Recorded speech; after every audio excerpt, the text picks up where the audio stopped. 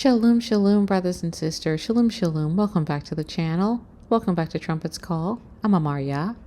I pray that you are holding on to faith, amunah, and holding on to hope, tekuah, during these times. Thank you for joining me once again on the channel and for another session of our Sunrise Manna. In today's session of our Sunrise Manna, we will have a two-part series on saving face. And if you don't know what saving face is, you will know what it is by the end of this lesson.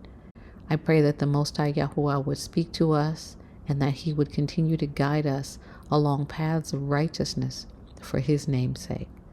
So let's get started today.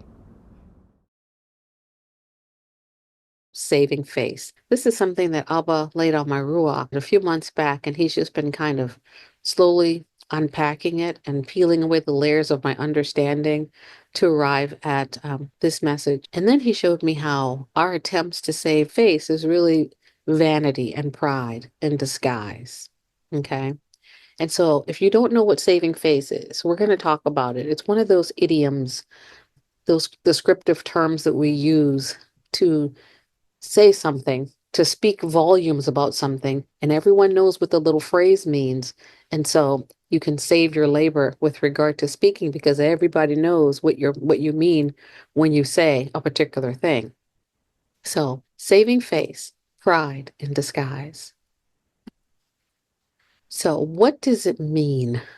What does it mean to save face? Before we get started with the lesson today, I want to give three of you an opportunity to tell me what you think it means to save face. AmarYaH? Shalom. Saving face is when you're trying to orchestrate your actions and the things you say, the things you do to try to look good and holy and kadash or righteous. And so you essentially do what you can to preserve an idea that people have of you or that you believe they have. Very good. Very good definition. Very good. Ajuda Hanatsalia? Basically, it's along those same lines, but to use extraordinary measures to clean up possibly someone's perception of you after you've kind of kicked over the bucket. That's very good as well. Very good. Very good definitions. We're going to be talking about this idiom in the way that you two have described. So thank you for helping to make that a little easier for me. I really appreciate it. Subaya? Saving face means kind of like putting on airs, not really allowing somebody to see what's really going on with you, or if you are in a state of making a mistake or have made a mistake or whatever. Instead, you put on the mask and make it seem like everything is fine and that you're in control or whatever it is today in order to save your supposed reputation. Very good. Very, very good definition. So far, you all are batting 1,000. Very good. Very, very good. Thank you all for those definitions. They were very good and very accurate. So, and you'll see as we continue on, you'll see how accurate they were. We're going to go to this dictionary of cliches and look up the definition of saving face. To save, it says somebody's, but to save somebody's, normally it's your own face. To save face is to do something in order to keep the respect of other people. Here's the sentence. The announcement was an attempt by the government to save face. It also means to avoid embarrassment, to redeem one's dignity. The face here means outward appearances, the face that one presents to the world. The concept itself is often regarded as quintessentially Asian, but actually it's far more widespread, and perhaps it always has been. A typical example of saving face might be to resign before one is fired. The term has been around since about 1900. So I've heard this phrase many times, but we acted in this way, or I've seen this acted even in my own self before I even understood exactly what the term was called. I think it's something that's not uniquely Asian. I think it's uniquely human. Okay. And so that's why we're talking about it. So to save face is to do just that. Your face, as the article said, is your outer appearance to the world, what you present to the world, your persona, your sense of self.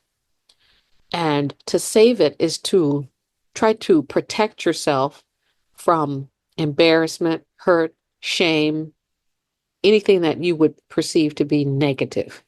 So you do something, you cover yourself in some way in order to save face. Okay. It goes on to say to preserve one's good standing, pride, or high position after a failure. The ambassador was more interested in saving his face than winning the argument. Most diplomats are concerned with saving face. We see this lots and lots in politics, in places where people are in high positions. We see lots of activities and actions being engaged in an attempt to save face. It also is defined as avoiding humiliation or embarrassment, trying to preserve dignity, as in rather than fire him outright, they let him save face by accepting his resignation. The phrase, which uses face in the sense of outer appearances, is modeled after the antonym to lose face. Okay. So in most cases, for example, in the government, when someone resigns, they're really just being fired in a way that causes them to save face. So it's being told to us that they're resigning, but they've actually been fired and told, go out there and say that you resign just so you can save face. So what I have next for you is a couple of English teachers, and they're going to give what their definition is of saving face, and it's pretty much on par with what has been offered so far. So, what does it mean to save face?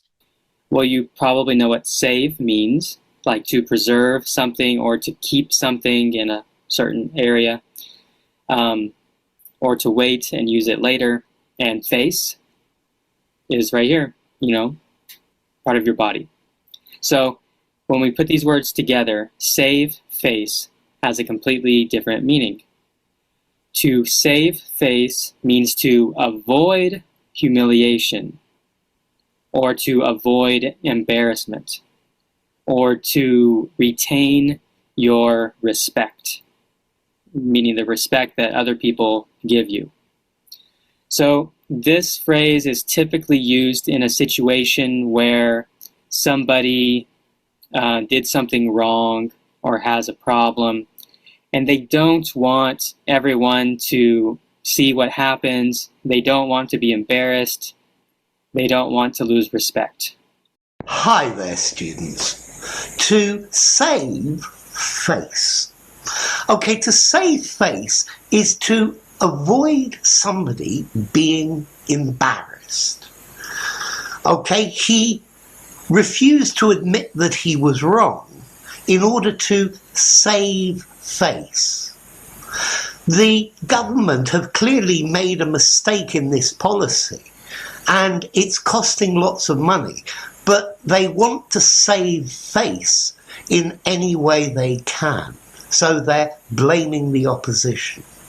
Okay, to save face, to stop your reputation going down, to stop people seeing badly, yeah? Many companies, if they have a court case, if somebody is suing them, then they settle out of court in order to save face publicly. Okay? So, to save face, it's a nice little informal, slightly informal, but it's a nice little phrase to use to mean to avoid somebody being publicly embarrassed, to save someone embarrassment.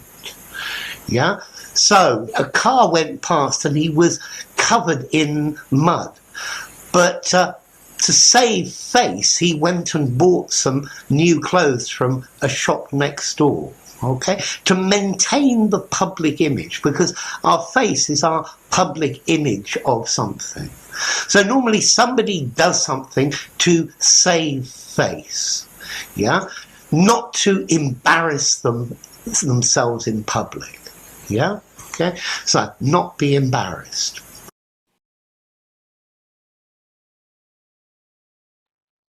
So, to not be embarrassed and more. This phrase has the connotation of trying to avoid embarrassment, but also, among other things that we have mentioned and that we're going to continue to discuss. So far, as you listen, I pray that some of these things are sounding familiar to you and you're able to look at behaviors, your behaviors, others' behaviors, and allow understanding to permeate. Okay. So let's continue on. There's something called your public persona. Your public persona. And the definition is a public persona is the aspect of someone's character or identity that is presented to the public, often shaped by social behavior and media representation. The public persona refers to how an individual is perceived by the public, which may differ from their private self. Some people have a private self and a public self, and they're two completely different people. They're not the same. It encompasses the traits, characteristics, and behaviors that a person displays in public settings. For example, she cultivated a cheerful public persona that resonated with her fans. Maintaining a positive public persona is essential for celebrities. His public persona as a philanthropist contrasts with his private business dealing. Okay. So we all have a public persona. The goal for us in truth is for our public persona and our private persona to be the same. That's the goal. That's the goal. Okay. We don't want to be out there selling ourselves as something that we're not, pretending to be what we're not in order to cause people to feel a certain kind of way about us, in order to save face around even friends or family members. We want to be who Abba is making us to be, no matter where we are. Okay? So we're going to read a little bit more about persona from Wikipedia. So as I said before, many people have a private persona or a private face, private personality, and then they have a public one where they're all glitz and glamour and they're all friendly and they're all wonderful. But in private, they're completely something completely different. And what we want in terms of being pleasing to the Most High is to be conformed to the image of Messiah. Messiah was the same no matter where he went. And to be conformed to his image is to be the same, like him, one person, not two. Okay? A persona is a strategic mask. Here's that word again, mask. Mask of identity in public. The public image of one's personality, the social role that one adopts, or simply a fictional character. It is also considered an intermediary between individual and the institution. Persona studies is an academic field developed by communication and media scholars. The related notions of impression management and presentation of self have been discussed by Erwin Goffman in the 50s. The word persona derives from Latin, where it originally referred to a theatrical mask. Isn't that interesting? A theatrical mask used to be called a persona, and that is exactly what some put on, a theatrical mask, and it's not real. In some cases, it's to get ahead in business. We're going to talk about that in a minute. But in other cases, it's to save ourselves from embarrassment or not being seen as being important, special, so on and so forth. The usage of the word dates back to the beginnings of Latin civilization. The Latin word derived from the Etruscan word "fersu" with the same meaning, and that from the Greek prosperon. It is the etymology of the word person or parson in French. Latin etymologists explain that persona comes from per cernere as the mask through which per resounds the voice or the actor or of the actor. The mask through which the voice of the actor comes through. So when we're putting on a public persona, we are putting out there a mask of ourselves through which we are speaking through this mask to the world, but it's not accurate. And so, really, it's a lie. And so, for those of you who have been a part of Babylon, especially corporate Babylon, corporate America, they teach you very well how to put on your public persona. They teach you how to win friends and influence people. They teach you what you need to know to manage expectations and to manage people's impression of you. All the time, they teach you how to put yourself out there. They teach you how to be fake to get ahead. And we have to lay all of that aside when we come into truth. When Abba says, leave Babylon alone, leave it alone, leave it, he means all of it, including their strategies for how to get ahead. Okay? So let's continue on. In psychology, according to Carl Jung and the Jungian psychology, the persona is also the mask or appearance one presents to the world. It may appear in dreams under various guises. People may choose to wear a social mask or use a persona to make themselves appear more socially desirable. This is used to impress potential partners or to make new friends. People can have multiple personas that they use in various situations. This can include work, being with friends, at home, etc. Depending on the individual's circumstances, a persona which they consider stronger within their specific social situation can be created because they put a higher emphasis on social interactions. Jung warned about using personas too much, fearing that one might lose their own individuality to their persona. A study has shown that this can be true to an extent. When taking a private self-rating test, there is a high correlation between how a person rates themselves and how they present themselves in public. It is difficult to tell if people are accurately filling out the test or answering what they find desirable. So we can have multiple personas as we are reading in this article. And I know that you all know these things because you are probably students of life and you observe. You can observe yourselves, you observe people, and you know when people are faking it. You can tell. You know it. You can tell. And what we need to do is to make sure that we're not. And sometimes as we evaluate ourselves, we can think, I think I'm being pretty genuine here. But Abba wants us to look deeper because he desires that our public selves and our private selves be the same. Okay?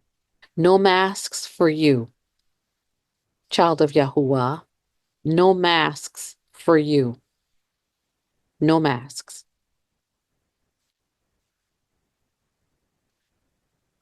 Sometimes people will wear a mask though because they feel unloved, unlikable. They feel that they lack a personality, a true, real personality.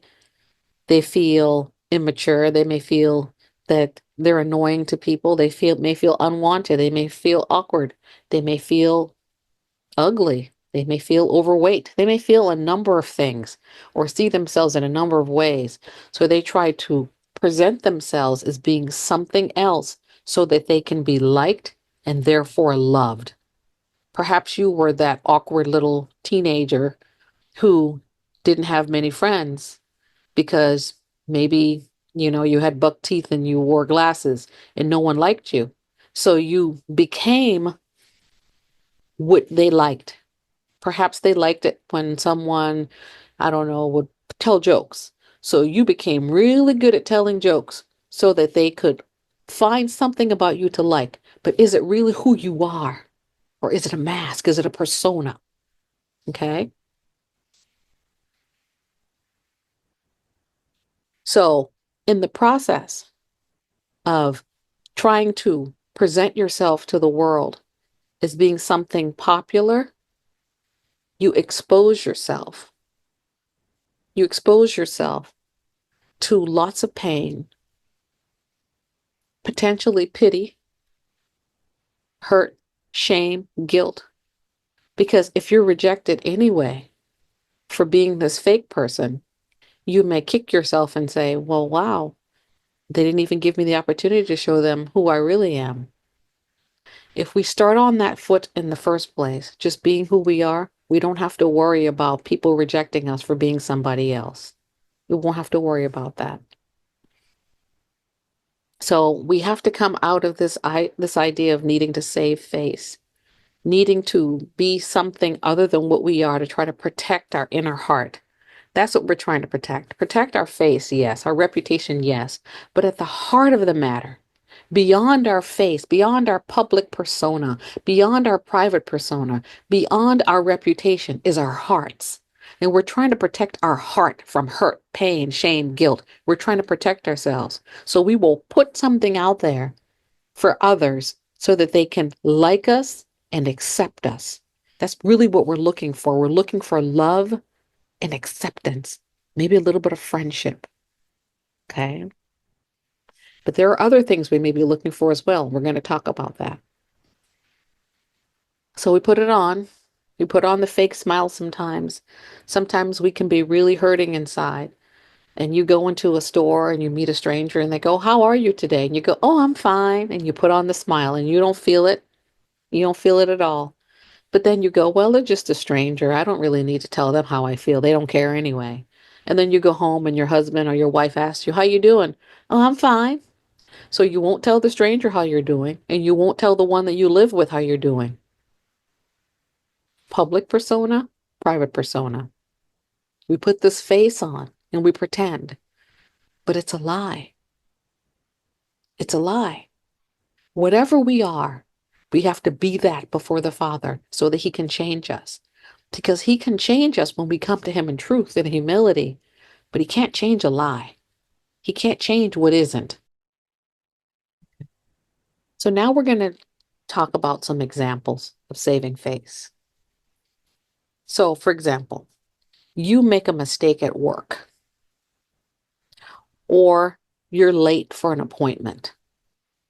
Instead of owning up to your mistake or apologizing for being late, you make excuses and you try to formulate a reason for your mistake or a reason why you were late. You may even apologize, but then you justify. You go, well, I know I was late, but there was a lot of traffic today.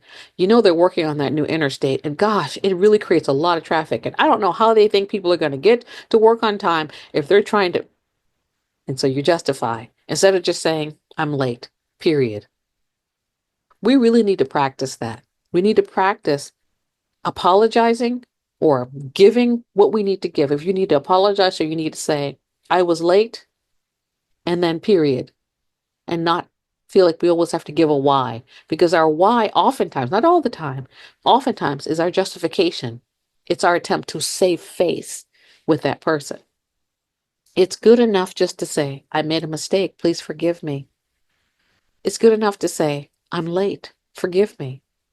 That's enough. No one requires that you be castrated or hung up or strung up or hung on a pole because you were late or because you got stuck in traffic. There's no need for that. It's okay to say, I'm sorry, I'm late. And that's it. No need to save face. Another example, you're unable to keep a prior commitment, yet you do not admit to it, but you show up anyway, even though you are unable to fully operate in excellence. You really didn't want to go to that party that someone invited you to, but you show up and you're angry with yourself the whole time because you really didn't want to be there.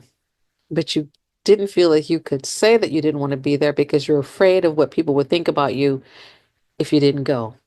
So you went to save face, and now you're miserable. Or there's something important. Let's say it's work related or family related or ministry related, and you really can't do it with excellence. You can't do what you said you're going to do. But instead of saying so, You just try to do it, and then it's not 100% of what it could have been if you just said, you know what, I really can't do this. I need a little more time, or can you give it to somebody else, so on and so forth. Okay. Here's another one. You're playing a card game that you boasted that you were the best at playing. You know, Uno, I'm really good at Uno. I am the best at playing Uno. You boasted about it. And then you play the game, and now you're losing. And you become sullen and withdrawn, or you become angry. And you're refusing to admit that maybe you weren't as good as you thought you were in order to save face. Now, the mature thing would be to say, well, you know what? I guess I shouldn't have boasted about being so good because you're winning right now. Congratulations. But oftentimes we don't handle it that way. Okay. There are a number of ways. Some people may become sullen, withdrawn, or angry, and some people may just joke, oh boy, I guess you're winning. And they really don't feel or believe what they're saying, but they're just using these words. These words are coming out of their mouths as they try to cover up their faces and save themselves from embarrassment. Okay. It's okay to say you're winning. And you know what? I really don't want you to win right now because I wanted to win, but it's okay that you are. It's okay that you're winning. Here's another one. When you hurt, you do not admit it. When you struggle, you pretend that you are fine. You may have a financial need and you say nothing about it, attempting to hide your deficiencies. You are determined to not allow others to see your weaknesses or your shortcomings. Instead, you pretend to be strong, capable, and perfect, fearing what others will think of you, or not wanting to appear weak in front of others. This is saving face, family. This is an example of saving face. And so when you hear it, I pray, put in these ways with regard to especially not admitting when you're hurt. Perhaps we realize that too many of us are engaging in this behavior of trying to save face. When we're putting on a mask and we're hiding and we're not being real, we're not being authentic, we're not being who Abba created us to be. And that's not what he wants for us. We're not perfect yet. None of us are there. We haven't arrived. We have not yet been fully conformed to the image of our Messiah. That's our desire, but we're not there yet. And while we're in the process of being conformed, we've got to be honest about what we feel, how we feel, what happens to us, what we experience, what we feel about what someone said or what we did. It doesn't mean that you have to do anything about it, but you can at least be honest with at least yourself about how you feel about what happened. Okay? We've got to stop trying to save face. What you think others care about. So if you look at this image on the left, you see this person standing on this podium, and it reads number one. And they've got a crown on their head, and they've got a cape, and they've got their elbows up, and they're very confident, and they're winning. They're just winning at life, winning, right? This is what oftentimes we think others care about us. We think that others want us to be good at everything, successful, have all the money, be perfectly thin and healthy, strong, in whatever area of life that you can have an opinion or have impact. We think oftentimes that the world wants us to be number one with regard to all of those things. We've got to, what do they say? Bring home the bacon and fry it up in the pan, right? All of those things. We've got to be the best at everything. It's this idea, especially with women, that we've got to be good at everything. And we've got to, go to work and come home and keep the house and everything has to be just right and just perfect, right? This is what we oftentimes we think. But the reality is that I would hazard that most people just want you to be a decent human being. Most people, they don't care if you are 100% at everything, that your 401k is maxed out. They don't care that you've got red bottom shoes in your closet or that all of your purses match your tops. They don't care about those things. Are you kind? Are you loving? Are you gentle? Are you generous? Do you help old ladies across the street when faced with that situation? Do you love your family? Do you take care of them? Do you love the Most High? These are the things that are important. These are the things that matter. These are the things that matter. So when we're trying to save face, we're trying to manage people's opinions of us. And it's idolatry, among other things. More examples. Criticizing or belittling oneself with a motive to do so before others can speak ill of you. We talked a while ago about rejection of self, rejecting yourself, and really self-loathing, low self-esteem, things of that nature. And oftentimes people with a sense of self-loathing or low self-esteem will berate themselves, beat themselves up, say awful, mean, hateful, spiteful things to themselves in front of others before they believe others will say it. So it's like saying, it's okay for me to beat myself up because I'd rather beat me up than let you beat me up. How about neither one of you beat you up? Here's another example. Constantly managing expectations, inauthentically acting in ways that causes others to see you in the best possible light.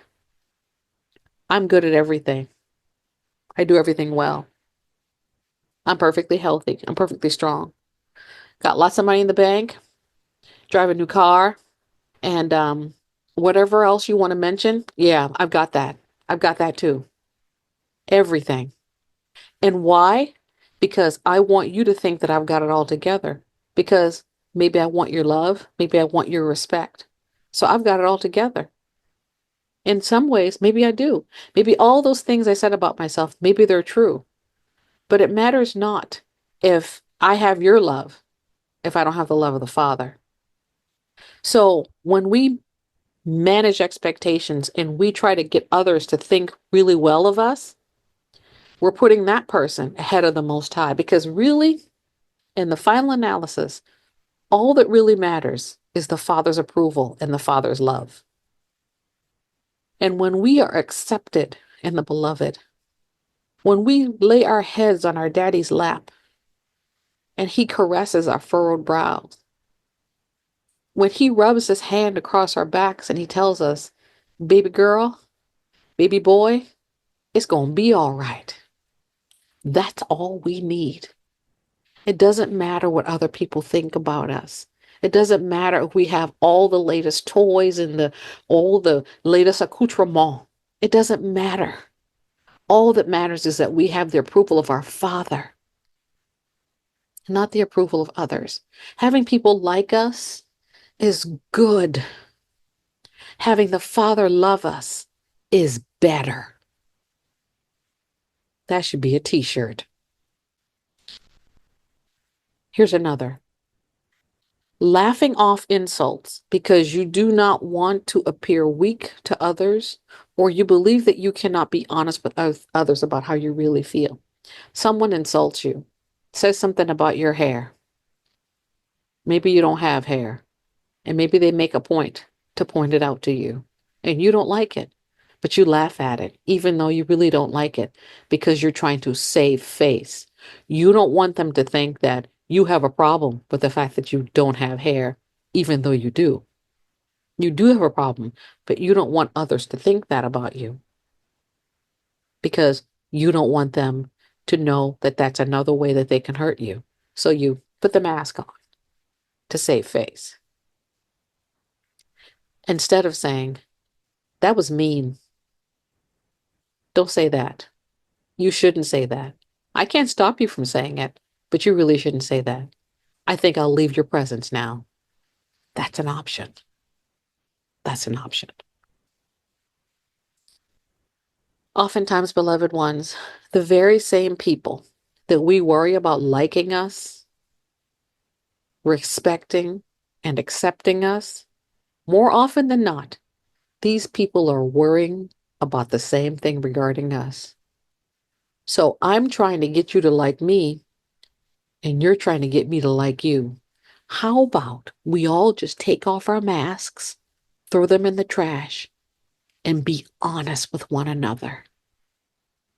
and say, perhaps, I'm feeling very vulnerable in this moment. I'm really concerned that you may not like me. And then the other person may say, well, I'm feeling the same thing. Well, let's just make an attempt to have an honest conversation and see if we can like each other instead of all this pretending, instead of all this face saving. We may find that the very people that we think that we can't have a relationship with end up being really good friends. Or we may find the very people that we're trying to save face for, they're not worth our time. They're not worth it. It's like, why do I want to save face for you? Why does it matter to me what you think of me? You're not a person that I would even want to be in relationship with. Why does it matter what you think? And we really have to ask ourselves that. Why does it matter to us what people think? It only matters what Abba knows. It matters not what people think. What other people think of me is none of my business. It's none of your business either. They're thoughts. They are thoughts. They're not facts. They're thoughts. Not all thoughts are rooted in facts. Not all thoughts are rooted in reality. It doesn't matter what other people think about you, even if they think you're the bee's knees. They could think that you're the best person in the whole world, but you know you're not because you know that you're imperfect just like everybody else. You know. So, whether for hook or crook, whether for good or bad, be moderate. Be moderate. Take people's praise with a grain of salt and take their censure with a grain of salt. And get your sense of self from Abba. Let him tell you who you are. Let him tell you what he thinks of you. He says, I know the thoughts I think toward you. And they're thoughts of peace. They're thoughts to give you an expected end, a future, and a hope. Those are the kind of thoughts we want. It doesn't matter what imperfect people think about us. It doesn't. Not in the final analysis. Happiness is truly not caring what other people think of you. And I don't mean this. When I say I share this, I don't want you to think I mean, I don't care what you think. That's not what I'm talking about. We should be sensitive to the feelings of others, and we should care that we don't do anything to hurt another person or to cause them shame or to cause them to feel badly in any way. That's not what I'm talking about. I'm saying in this little cartoon that I found, happiness is truly not caring what others think about you because you're too enraptured with Abba and what he thinks of you. His approval of you is so soul defining and so all consuming and so satisfying that people across the street could despise you and you could care less because your Abby loves you. That's what I mean. Save yourself the trouble. Save yourself all of the trouble and all the hard work that you go through every day trying to save face, trying to make people think about you, trying well of you, trying to manage expectations and manage people's opinions. Rest yourselves, beloved. Rest yourselves. It's not worth the paper it's written on. It's not worth the opinion once you get it. It's not worth it. It's not worth it. Which isn't to say that having the love of your peers, of your brother, your sister is invaluable, because it is. It is, especially among those in truth. It's very valuable. But it's not more valuable than the love and the praise that comes from Abba. So we need to put first things first and put everything in perspective so that the people who love you today, if they suddenly hate you tomorrow, you won't crumble because your sense of self is rooted and grounded in Yahuah's love for you and not in the opinions of others. We're going to define the word vanity because some of what we're describing is our vain attempts to look good to others as we try to save face. Vanity, it's a noun. It means excessive pride in one's appearance or accomplishments. Conceit, something about which one is vain or conceited. It also means worthlessness, pointlessness, or futility. This vanity aspect is the part or the portion of saving face that leads to pride. Because some people save face because they really are trying to avert hurt. They're trying to avoid others saying things to them or doing things to them to bring them utter embarrassment and pain. So they're trying to save face to protect themselves in some way. Others save face because they're trying to put themselves out there. They're trying to present themselves as being what they're not in order to win friends, influence people, and to gain an advantage over others. And that's where vanity and pride comes in. Pride. To indulge oneself in pride, now usually used in the phrase pride oneself, onto describe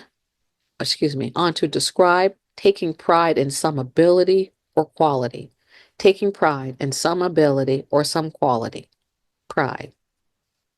Also, a sense of one's own proper dignity, value, or self-respect. There is nothing wrong with that definition. A sense of one's own proper dignity, value, or self-respect. We all have a proper dignity, self-respect that Abba has given us, and a way that we are to see ourselves as his children. So there's a way that we should pride ourselves based on the fact that Abba has created us to be his children, and that we have value because we are his creation, right? But the pride that we're talking about goes beyond that.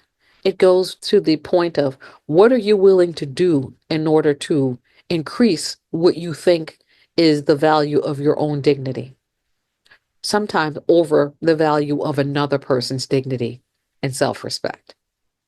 Number 2, pleasure or satisfaction taken in an achievement, possession, or association. Number 3, arrogant or disdainful conduct or treatment, haughtiness. Haughtiness. This word haughtiness, it's pride with contempt. It's not just pride, but it's pride, and then it comes alongside this aspect of treating other people as if they are worthless. So not only do you think you're the bee's knees or you're the best, but other people, they're worthless. That's what this haughtiness that Abba hates. He mentions 7 things he hates, and haughtiness is one of them. We're going to skip down to number 5, an excessively high opinion of oneself, conceit. And then we're going to skip down to number 8, a flamboyant or impressive group, like a pride of acrobats. So let's continue on. It is also defined as reasonable self-esteem, confidence, and satisfaction in oneself. We just talked about that. It's reasonable to have a sense of, I'm okay. I'm fearfully and wonderfully made, and Abba loves me, and I like me. Did you all know it's okay to like yourself? Is there anyone here who doesn't know that it's okay to like yourself? It's okay to like you. I'm going to say that again because I think that's a revelation for somebody. I feel like that's a revelation for someone.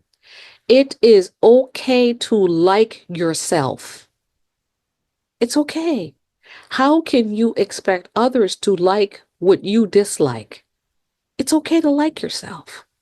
It's okay to respect the decisions that you make when you make decisions in accordance with Abba's will. It's okay to say, I'm really happy that I did that just now because that's what Abba would have wanted me to do. Yes. Hallelujah. All praises to the Most High. Did you also know, family, that it's okay to be your own friend? B, pleasure that comes from some relationship, association, achievement, or possession that is seen as a source of honor or respect. C, and this is where we get into trouble, exaggerated self-esteem. Pride is exaggerated self-esteem. Having self-esteem is healthy and beautiful and normal and wonderful. But when you exaggerate it above the self-esteem of others, that's when we have a problem. And some people exaggerate it over the Most High. That's when we have a real problem. So we're going to go back to our examples of saving face. And now we're going to look at it from the aspect of pride, vanity. How now that these have been inputted into the equation. So saving face examples.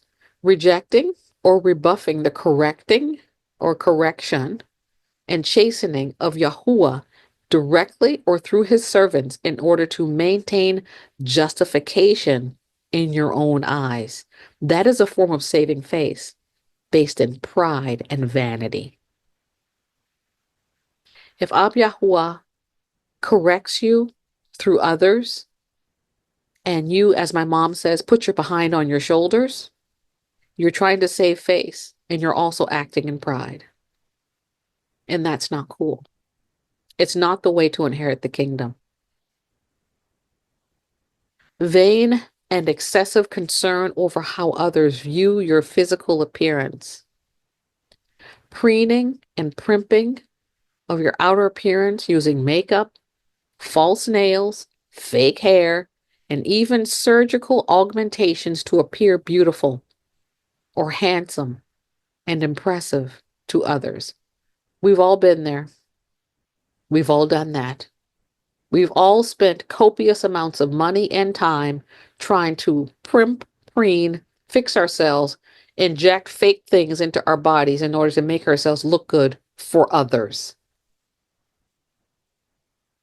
It's useless. You can have on the most expensive clothing.